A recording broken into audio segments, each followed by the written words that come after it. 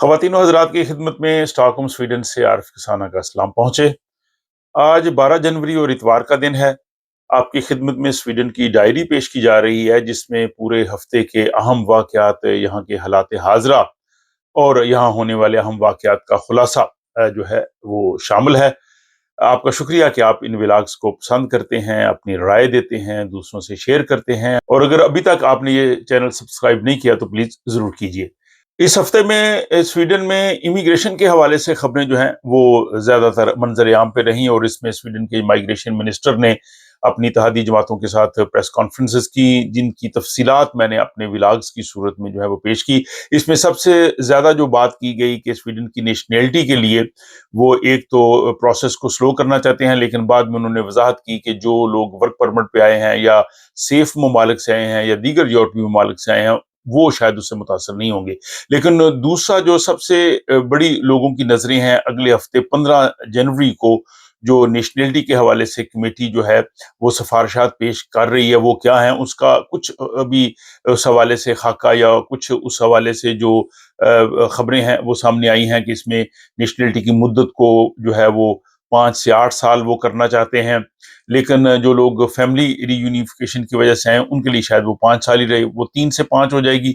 इसके अलावा इसमें लैंग्वेज का टेस्ट और स्वीडन की सकाफत के हवाले से टेस्ट और मुआशी खुद मुख्तारी और बाकी जो उनकी सिक्योरिटी चेक वगैरह इस तरह के जो मामलात हैं, ये इसमें शामिल है। लेकिन इसमें एक बहुत बड़ा सवाल ये है कि क्या जिन लोगों की दरखास्तें इस वक्त जो है अंडर प्रोसेस हैं, जेर इल्तवा हैं, क्या उन पे भी नया कानून नाफिज होगा, या ये जो जब नया कानून बनेगा उसके बाद आने वाली एप्लीकेशंस पे ये जो लागू होगा। तो ये पता चलेगा 15 जनवरी को, जिस दिन ये रिपोर्ट आएगी, और उसी रोज जो ही वो रिपोर्ट मंजर-ए-आम पे आएगी, मैं व्लॉग की सूरत में आपको पेश करूंगा, तो आप तब तक इंतजार कीजिए। तो यही है कि जो नई ये तब्दीलियां नेशनैलिटी के हवाले से होंगी, ये अगले साल सितंबर 26 में जब स्वीडन के इंतखाबात होने हैं, उनसे कबल ही ये नाफिजुल अमल हो जाएंगी। तो ये नेशनैलिटी के हवाले से यहाँ के अपडेट्स थे, और इस हवाले से आपने ये व्लॉग भी मुलाहिजा किया कि ग्रीन पार्टी ने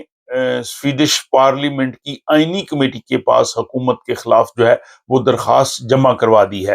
अब उस दरखास्त का क्या नतीजा निकलना है, क्योंकि वो अपोजिशन में है और लगता तो नहीं कि वो अप्रूव हो सके, लेकिन एक तरह से उन्होंने अपना जो है वो एहतजाज रिकॉर्ड करवाया है।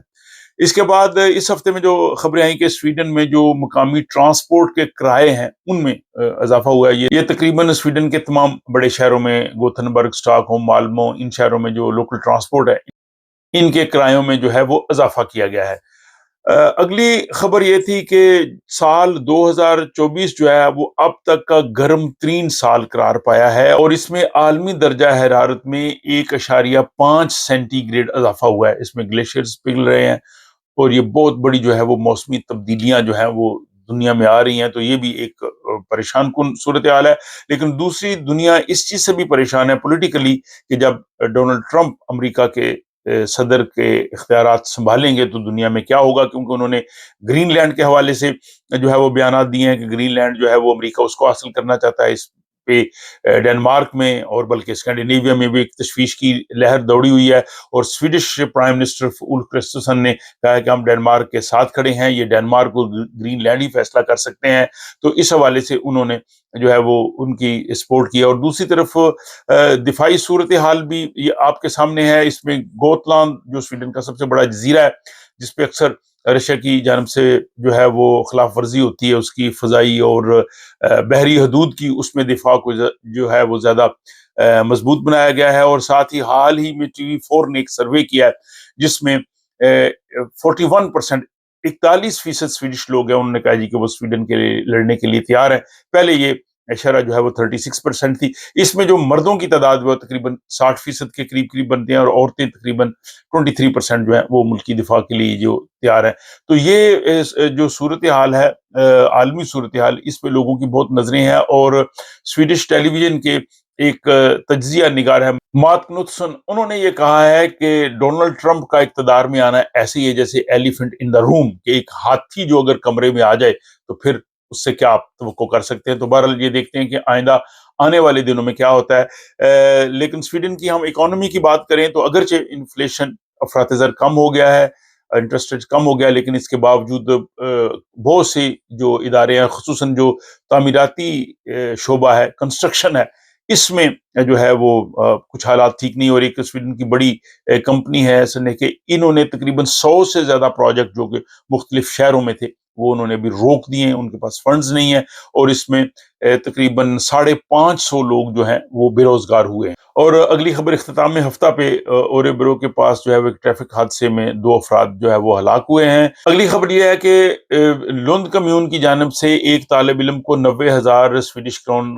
हर्जाना जो है वो अदा किया जा रहा है। उसकी वजह यह है कि जब वो हाई स्कूल में वो तालिब इल्म था, तो उसको बहुत तंग किया जाता था, जिसको स्वीडिश में मोहब्बत या इंग्लिश में बुलिंग कहते हैं। तो उसको जो ये सारा दौर उसने ये मुश्किल झीला, जिसके बाद वो कोर्ट में गया और अदालत ने लुंद कम्यून को कहा कि वो 90,000 स्वीडिश क्राउन जो है उस तालिब इल्म को हर्जाने के तौर पे अदा करें।